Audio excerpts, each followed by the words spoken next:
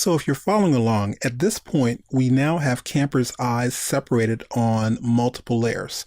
So we have the eye whites, the eye mask, the right and the left eye, as well as the eyelids. So the document I'm using is in Chapter 2 under Cmpr Bounty Hunter, and it's the version Cmpr Rigging Eyes Part 2. So the first thing I want to do is I want to go ahead and set these up in the correct layer order. So I'm going to turn on the eye whites and the eye mask. And what I want on top is the eyes. So the eyes as a whole is all the way on top. And what I want to do at this point is make sure that the right and left eye are above the eye whites. And we're pretty much set. So I'm going to zoom in here so we can see what's going on.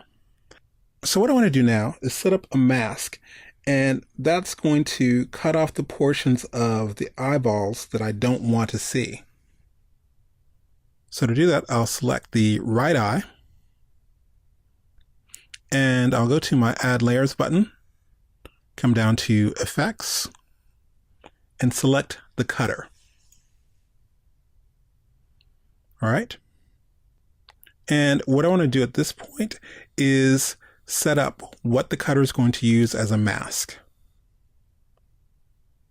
So I'll click the plus sign here on the cutter layer, and it's asking me to drag in the matte or drop the layer here.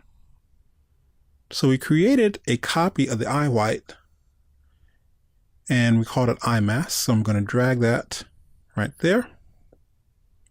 And if you look, all of a sudden we can see the white of the eye, but we don't see the green part of the eye that we want. So this is actually doing the reverse of what we need. So I'm going to simply double click on the cutter layer, and I'll select inverted. And so now we see the eye exactly as we wanted it, and I'll click close. And we'll do the same thing for the left eye.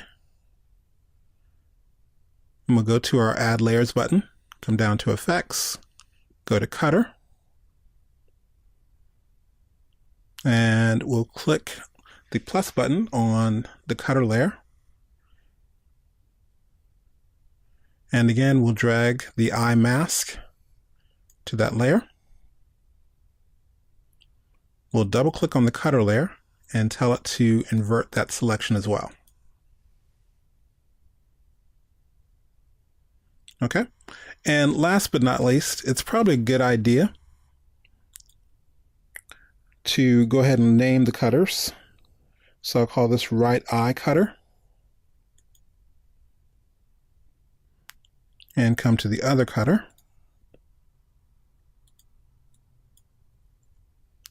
And call this one left eye cutter.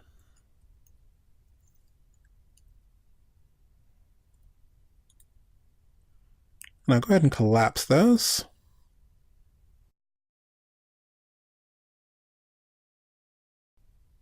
And so now we have a character that can blink, and we have the eyes exactly where they should be.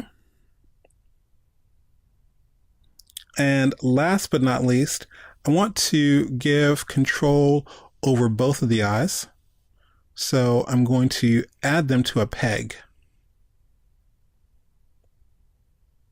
So with the right eye selected, I'll come up to the top and click Add Peg. And this is just going to be able to control the eyeballs.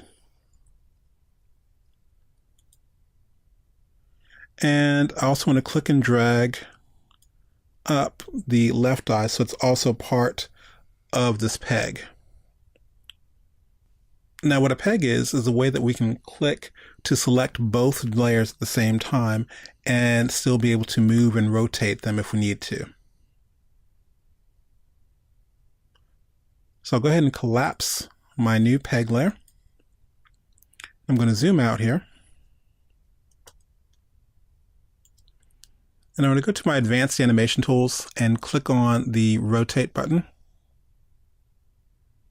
to set my pivot point. That should be about center. All right.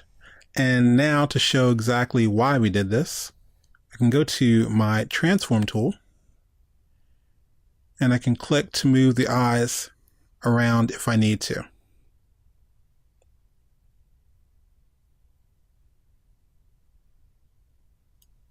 And let's just go ahead and do that. Command Z.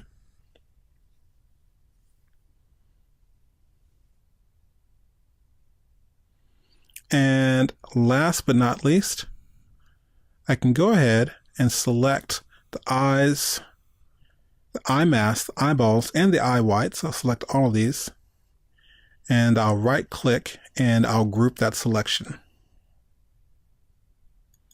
So when we look at our character, we have the head, and then we seemingly have the eyes as one single layer. And if we need to access that, we'll just click to open it.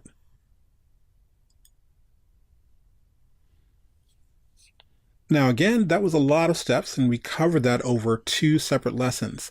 But the advantage of creating Cmpr's eyes this way means that we're not going to have to add countless numbers of drawing substitutions to have her do different eye positions or gestures.